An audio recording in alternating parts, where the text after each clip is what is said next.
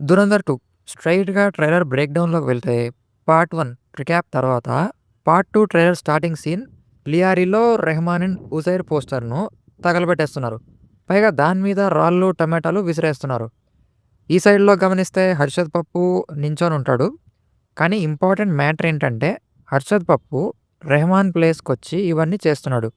అంటే teaser and ట్రైలర్‌లో హంజా చేస్తున్న గ్యాంగ్ వార్‌ని హర్షద్ పప్పుయే స్టార్ట్ చేస్తున్నాడు. ఎందుకంటే పప్పుకి లియారీ కావాలనుకుంటాడు. అనుకుంటాడు కాదు. అదే కావాలి.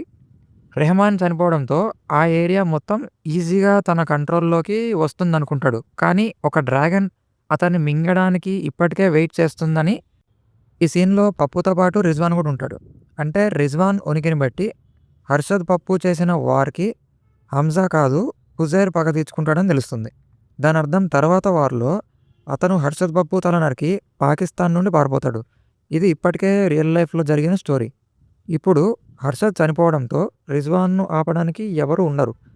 ఇంకా హుజైర్ తర్వాత హంజాను ఆపడానికి ఎవరు ఉండరు. సో, వాళ్ళంతా వాళ్ళ గ్యాంగులను కలిపి ఎవరైతే వాళ్ళ ఆర్డర్స్ ఫాలో చెయ్యరో వాళ్ళపైన గ్యాంగ్ వార్‌ని స్టార్ట్ చేస్తారు. మనం ఇప్పటికే టీజర్‌లో చూసినట్టు హంజా ఇంకా రిజ్వాన్ ఇప్పటికే వాళ్ళలో చేరారు.